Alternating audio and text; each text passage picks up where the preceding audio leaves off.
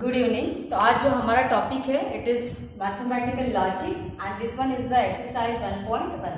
तो इसका जो पहले वाला वीडियो मैंने बताया था उसमें जो है पूरा basic what is the mathematical logic, what is the meaning of the logic, ये पूरा अपन ने देखा था। अगर आपने वो वीडियो नहीं देखा है तो प्लीज़ आप उसको पहले देखो and then refer this exercise, ठीक है। So this is the exercise 1.1। तो इसमें ये फर्स्ट क्वेश्चन है and question is state which of following are statements justify in case of statement state its truth value, ठीक है। तो क्या करना है कि ये कुछ सेंटेंसेस उन्होंने दिया है, ये सेंटेंसेस जो भी दिया है उसमें से आपको बताना है कि which of the following are the statement. तो what is the statement in logic, ये इसके पहली वाली वीडियो में मैंने आपको बताया था, फिर भी एक बार रिवाइज कर लेती हूँ। तो स्टेटमेंट इन लॉजिक क्या होता है कि sentence which are completely true या sentence which are completely false, that kind of sentence is called as the statement in logic. जो भी सेंटेंस कंप्लीटली ट्रू है या फिर कंप्लीटली फॉल्स है, तो ऐसे जो सेंटेंस होते हैं उनको अपन बोलते हैं स्टेटमेंट इन लॉजिक, ठीक है। उसके बाद में सेकेंड बोला है कि justify in case of statement. अगर वो स्टेटमेंट है तो क्यों स्टेटमेंट है वो आपको जस्टिफाई करके बताना है। एंड उसके बाद में है स्टेट इट्स ट्रूथ वैल्यू। अगर स्टेटमेंट है तो उसका ट्रूथ वैल्यू आपको बताना है। ट्रूथ वैल्यू यानी क्या कि अगर वो सेंटेंस ट्रू है then its truth value is true and अगर वो सेंटेंस फॉल्स है then its truth value is false, ठीक है। तो फर्स्ट सेंटेंस यहाँ पे दिया है कि 5 + 4 = 30। तो सबको ही पता है, कहीं पे भी जाओ आप यूनिवर्स में तो 5 + 4 इसका वैल्यू कितना होगा, 9 होगा, इट इज नॉट 13। तो 5 + 4 इज नॉट 13 यानी it is completely true false sentence, ठीक है। तो यहाँ पे आपको लिखना होगा कि 5 + 4 = 9 यानी ये हो गया इसका जस्टिफिकेशन, ठीक है। सो देयरफॉर क्या होगा कि statement, it is a statement. अभी आप ये पूरा लिख लेना कि therefore it is a statement in logic, ठीक है। And it's a truth value, नीचे में लिखना है इट्स अ ट्रूथ वैल्यू। तो ये फॉल्स है सेंटेंस तो इसका जो ट्रूथ वैल्यू बनेगा दैट इज फॉल्स, ठीक है। तो जस्टिफिकेशन अपन ने लिखा कि 5 + 4 9 होता है, 9 होता है एंड यहाँ पे दिया है 13 दिया है करके ये सेंटेंस बन गया फॉल्स। मगर ये सेंटेंस है क्योंकि it is the completely false sentence. False अगर है या कंप्लीटली ट्रू है then it is the statement. ये स्टेटमेंट बना एंड स्टेटमेंट का जो truth value is the false, ठीक है। उसके बाद में second equation, it is again the algebraic equation x - 3 = 14। तो ये जो इक्वेशन आप जब सिंप्लीफाई करोगे तो x का वैल्यू कितना मिलेगा, ये -3 अगर इसके साइड शिफ्ट करें then 14 + 3 it will be the 17। यानी जब आप x का वैल्यू यहाँ पे 17 पुट करते हो तो 17 - 3 you will get the answer 14। But this statement is true only when we put x value 17। अगर आप x का वैल्यू यहाँ पे 17 पुट करते हो then only this statement is true and for remaining all the values of x this statement will the false. यानी ये statement true भी हो सकता है, फॉल्स भी हो सकता है, it is not completely true या it is not completely false. तो जो स्टेटमेंट का अपना डेफिनेशन है कि या तो स्टेटमेंट पूरी तरीके से ट्रू होना चाहिए या फिर पूरी तरीके से फॉल्स होना चाहिए, ये सेटिस्फाई नहीं करता है, ठीक है। सो इट इज नॉट स्टेटमेंट।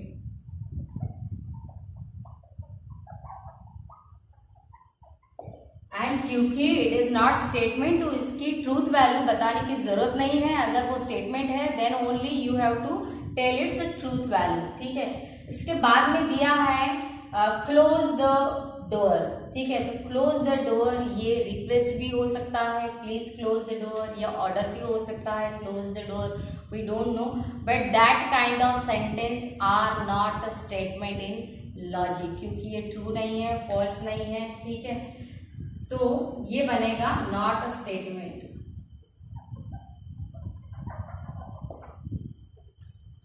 इसके बाद में 0 is a complex number. Now this complex number is the new concept for the 11th standard student, ठीक है। तो कॉम्प्लेक्स नंबर क्या होता है ये थोड़ा सा शॉर्टकट में बताती हूँ कि कॉम्प्लेक्स नंबर का जो नोटेशन है it is the z and complex number यानी number of the form a + ib। तो इसमें जो ये ए पार्ट होता है it is the real part of the number and इसमें जो बी पार्ट होता है it is the imaginary part, ठीक है। तो ये टाइप के जो नंबर होते हैं a plus I B, that kind of number called as the complex number. और इसमें दिया है कि 0 इज अ कॉम्प्लेक्स नंबर, ठीक है। तो जितने भी रियल नंबर है all real numbers we can write in the complex number form. For example अगर 3 है so this 3 I can write in the 3 plus 0 I form. So 3 plus 0 I, यानी इसका फिर से वैल्यू कितना बनेगा 3 बनेगा। ये तो कॉम्प्लेक्स नंबर फॉर्म है, तो all real numbers we can write in the complex number form. That's why 0 also we can write in the complex number form and 0 is a complex number, ठीक है। तो आपको जो है इसका पूरा, क्योंकि ये स्टेटमेंट बनेगा तो इसका पूरा जस्टिफिकेशन लिखना होगा।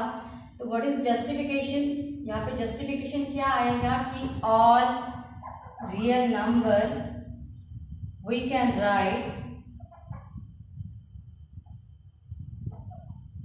in complex form या complex number form. Therefore 0 is equal to 0 plus ib. This is the equivalent form of 0 in the complex number form, ठीक है। So therefore 0 is a complex number, it is a statement and statement है साथ में इसका truth value क्या बनेगा, true बनेगा, because it is a completely true sentence. So truth value is true. So this is answer for this fourth one question.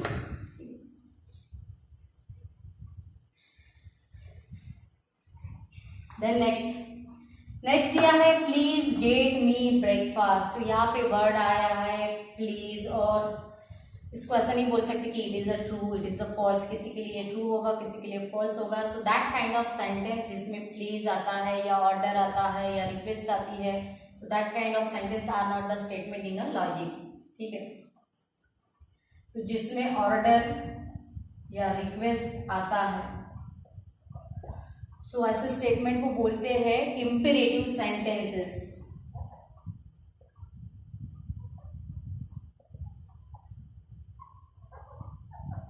ठीक है। And imperative sentence are not the statement in logic. तो ये क्या बनेगा, not statement. As statement नहीं है तो obviously उसको ट्रूथ वैल्यू भी नहीं रहेगा। Moving toward the next question. तो नेक्स्ट क्वेश्चन है कॉन्ग्रुएंट ट्रायंगल्स आर सिमिलर। तो कॉन्ग्रुएंट ट्रायंगल्स आर सिमिलर, देखो similar triangles are not congruent. Similar triangle का डेफिनेशन क्या होता है कि if triangle has the same shape but different sizes, अगर उसका शेप सेम हो एंड साइज डिफरेंट हो then the triangles are similar.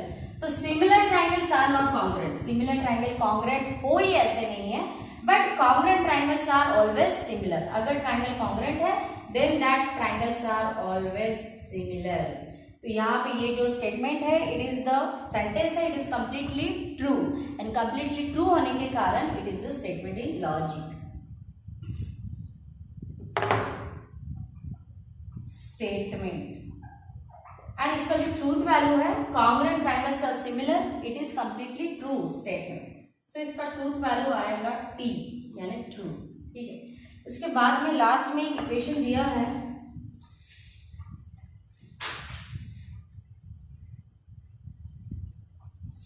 so this seventh one is equation is given that seventh one x square is equal to x. So just simplify this equation. तो जब आप simplify करोगे so what is the answer, x minus X is equal to 0। So take x common, x अगर common लिया तो ये आएगा, यहाँ से x कॉमन लिया तो यहाँ पर आएगा x minus 1 is equal to 0। So equating this to factor with 0, यानी पहला आएगा x इज इक्वल टू 0 और सेकेंड आएगा x minus 1 is equal to 0, ठीक है। So therefore x is equal to 0 और इसका वैल्यू आएगा x इक्वल टू 1, यानी ये जो स्टेटमेंट है this is true when the x values are 0 and 1। अगर आप x का वैल्यू 0 या 1 पुट करते हो then only this statement is true. जैसे आप अगर यहाँ पे 0 पुट करके देखते हो तो 0 स्क्वायर कितना आएगा, 0 आएगा, और 0 किसका वैल्यू है, x का भी वैल्यू है, ठीक है। तो ये 0 के लिए तो ट्रू है। साथ में if you put the x value 1, तो एक्स वैल्यू 1 का स्क्वायर कितना आएगा, 1 आएगा, एंड एक्स का भी वैल्यू कितना है, 1 है, ठीक है। So this statement is true for the only 0 and 1, ठीक है। मगर आप 0 एंड 1 नंबर छोड़ के अगर रिमेनिंग नंबर यहाँ पे पुट करते हो, then this statement will false. यानी ये जो स्टेटमेंट है, नॉट स्टेटमेंट, ये जो सेंटेंस है, ये जो इक्वेशन है, ये ट्रू भी होता है। ट्रू कौन सी वैल्यू के लिए होता है, 2 वैल्यू के लिए होता है, 0 एंड 1 के लिए, and remaining all the values के लिए ये सेंटेंस जो है, ये इक्वेशन जो है, इट इज द फॉल्स, यानी इट इज नॉट स्टेटमेंट, क्योंकि ये ट्रू भी हो सकता है, फॉल्स भी हो सकता है, so not statement. And statement है नहीं तो ऑब्वियसली इसको ट्रूथ वैल्यू नहीं रहेगा। Then next question number 8। Question number 8 दिया है कि a quadratic equation can not have more than 2 roots. सबको पता है क्वाड्रेटिक इक्वेशन यानी जिसमें वेरिएबल का हाईएस्ट डिग्री होता है 2, एंड जितना कोई भी इक्वेशन को डिग्री होता है उतने ही उसके रूट होते हैं। तो क्वाड्रेटिक इक्वेशन का अगर डिग्री 2 है, देन उसको रूट कितने रहने वाले हैं, 2 रूट रहने वाले हैं। और यहाँ पे दिया है कि quadratic equation can not have the more than 2 root, so it is absolutely correct sentence. ये पूरी तरीके से कैसा है, करेक्ट है। 2 से ज्यादा उसको रूट नहीं हो सकते अगर वो क्वाड्रेटिक इक्वेशन है तो, ठीक है। तो यहाँ पे लिखो आप क्वाड्रेटिक इक्वेशन हैव, क्योंकि यहाँ पे इन्होंने बोला है जस्टिफाई, तो आपको जस्टिफिकेशन पे लिखना है क्वाड्रेटिक इक्वेशन हैव 2 रूट्स। सो ये जो गिवन सेंटेंस है, given sentence is a statement in logic.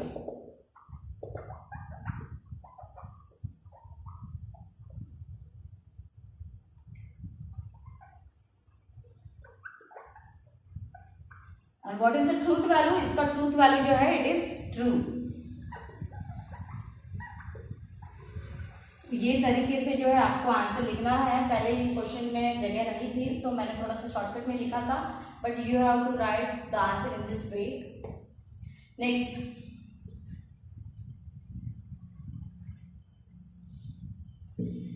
Next, do you like mathematics and there is a question mark. तो ये क्वेश्चन वाला सेंटेंस है कि डू यू लाइक मैथमेटिक्स। तो जहाँ पे भी ऑर्डर होता है, कमांड होता है, रिक्वेस्ट होती है या क्वेश्चन मार्क होता है, that kind of sentence are not the statement in logic, ठीक है। So that 9th one not statement. Statement अगर नहीं है तो उसको जस्टिफिकेशन वगैरह नहीं लिखना है, ठीक है। अगर स्टेटमेंट है then only you have to write the justification. Then next question, question number 10।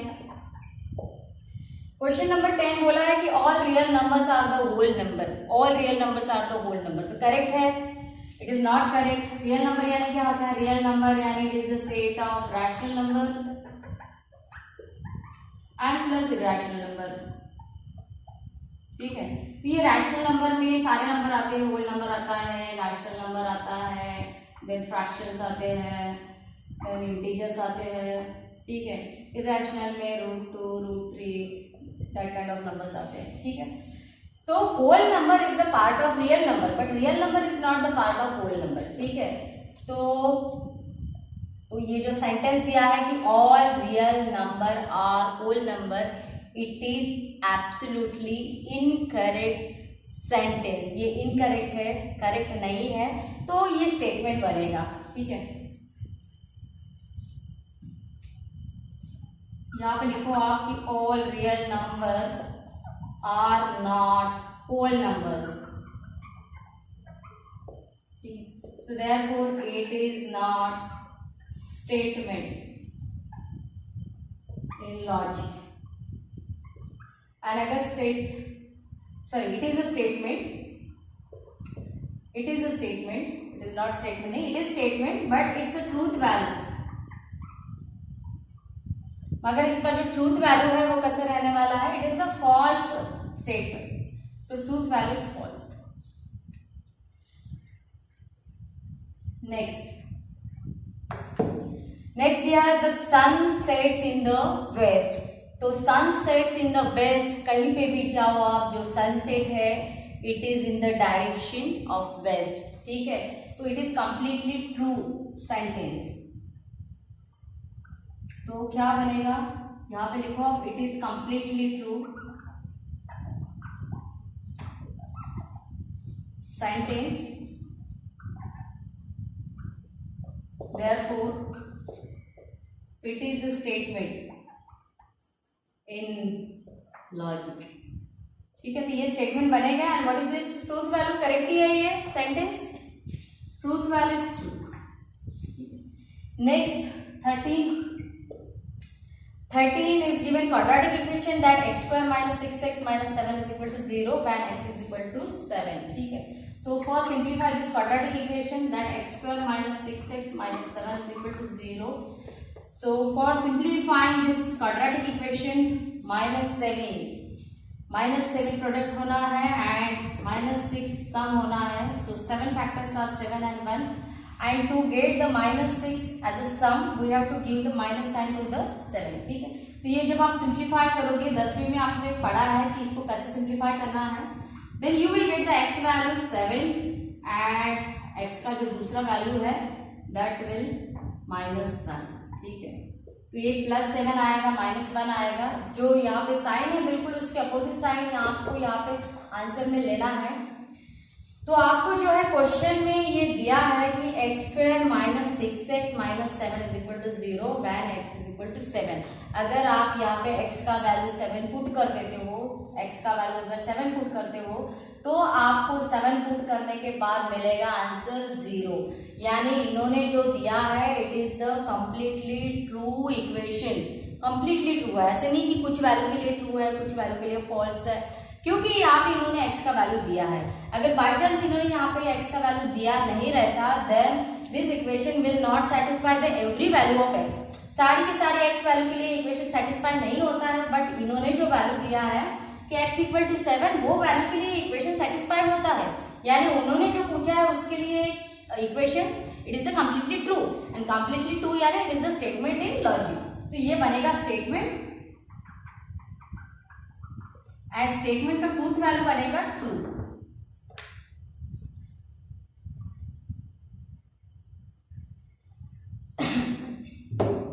इसके बाद में दिया है the sum of cube root of unity is 0। So cube root of unity, unity यानी क्या होता है, it is the 1 and cube root, ठीक है। तो यहाँ पे देखो आप, it is the solution for the 14 question, ध्यान से देखना इसका solution. So cube root of unity, unity यानी होता है 1। तो क्यूब रूट ऑफ यूनिटी सपोज इसका वैल्यू आप कंसिडर करो x। Now for removing this cube root we have to cubing on both side. तो क्यूबिंग ऑन बोथ साइड्स, तो जब आप क्यूबिंग करोगे तो this cube root and cube will get cancel. तो यहाँ पे आएगा 1, क्यूब कैंसिल होगा क्योंकि क्यूब रूट यानी पावर होता है 1/3 एंड क्यूबिंग यानी 3 करना पड़ता है, तो ये 3 कैंसिल हो जाएगा, ठीक है। तो ऐसा करके इसका आंसर आएगा 1 एंड x क्यूब, ये बनेगा x क्यूब, ठीक है। So shifting this 1 toward the right hand side then equation will x cube minus 1 cube, we can write this 1 as a 1 cube, ठीक है। एंड एक साइड बन जाएगा इसका 0। So this is the equation and this is in the form of a cube minus b cube which have the factor a minus b into bracket a square plus ab plus b square. So factorize this equation using this formula. तो आप जब इसको factorise करोगे तो इसके factors क्या बनेंगे, x minus 1 a minus b से, second factor is a square यानी x square plus a into b यानी x into 1 is x plus b square यानी 1 का स्क्वायर 1, ठीक। a value 1 and a value x and b value 1 is equal to 0। इसके बाद कैसे simplify करना है कि equating this first bracket with the 0 यानी x minus 1 is equal to 0 और this second bracket is equal to 0 यानी x square plus x plus 1 is equal to 0, ठीक है। देन सिंप्लीफाई,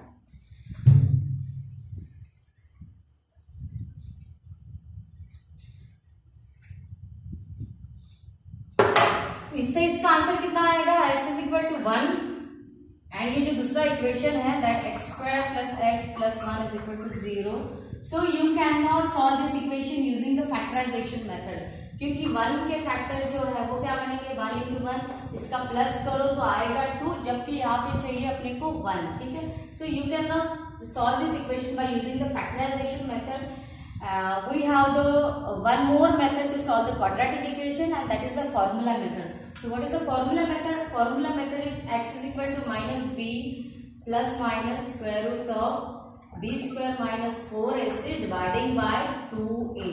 ठीक है, तो आपको क्या करना है कि a b c का वैल्यू इसमें पुट कर देना है. तो x स्क्वायर का कोएफिशिएंट यानी a वैल्यू, x का कोएफिशिएंट यानी b वैल्यू एंड c यानी कांस्टेंट टर्म. ठीक है, तो b का वैल्यू, x का कोएफिशिएंट इज 1, कुछ नहीं है यानी 1 है. सो b वैल्यू बनेगा -1 प्लस माइनस b स्क्वायर. ठीक है, तो b value 1 square minus 4a, a यानी x स्क्वायर का कोएफिशिएंट. तो x स्क्वायर का कोएफिशिएंट कितना है, 1 and c is a constant value. So this is the value of c. इसका कोएफिशिएंट जो है 1, it is value, this value is 3. ठीक है, डिवाइडेड बाय 2a यानी 2 into 1. Simplify, x is equal to -1 plus minus square root. 1 square कितना होता है, 1 होता है. ठीक है, -4 into 1 into 1 यानी it is -4 dividing by 2.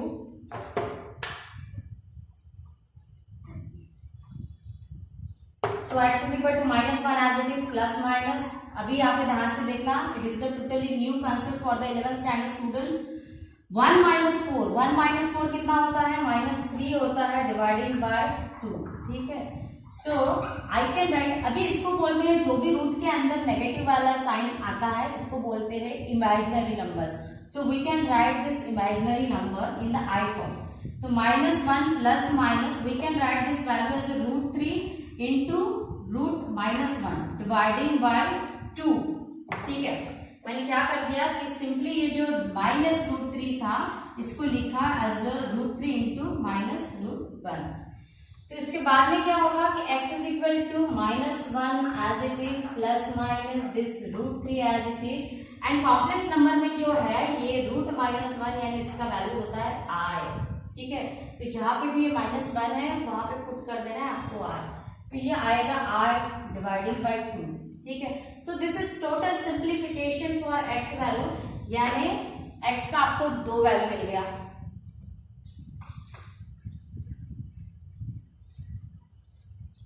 What are 2 values of x? x का पहला वैल्यू है, ये प्लस माइनस सेपरेट कर दो आप, -1 प्लस √3i डिवाइडिंग बाय 2. और x का जो दूसरा वैल्यू है it is -1 minus √3i dividing by 2. So this is the one of the value है, second value of x, and और इसका एक रूट है वो है x is equal to 1. So these are the 3 roots of cube root of unity. ये 3 root हो गए क्यूब रूट ऑफ यूनिटी के. ठीक है, तो क्वेश्चन में क्या पूछा है कि sum of the cube root of unity, यानी ये जो क्यूब रूट ऑफ 1 है इनका तीनों रूट का sum of cube root of unity. So first root, second root and third root.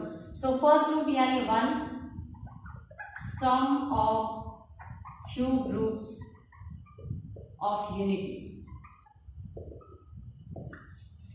So first root is 1 plus second root is -1 plus √3 dividing by 2 and third root is -1 minus √3 dividing by 2. ठीक है, simplify.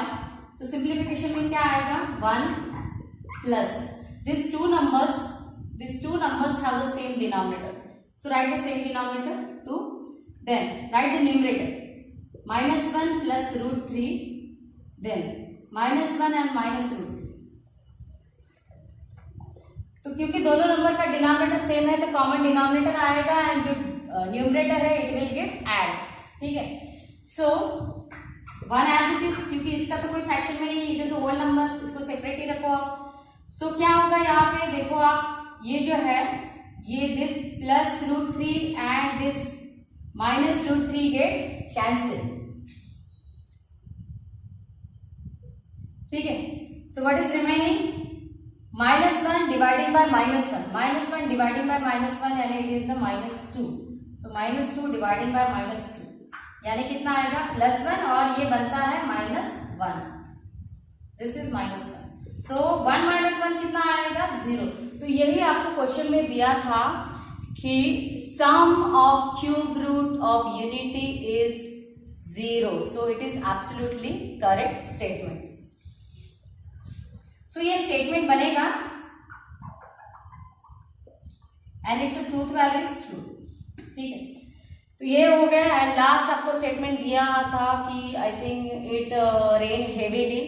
So that kind of sentences are not a statement in logic, क्योंकि ये जो sentence है it rain heavily, it will be true for some places and it will be false for the some places. तो I hope कि आज जो भी मैंने पढ़ाया वो आपको समझ में आया. अगर नहीं आया है तो please comment and ask me your queries about this topic.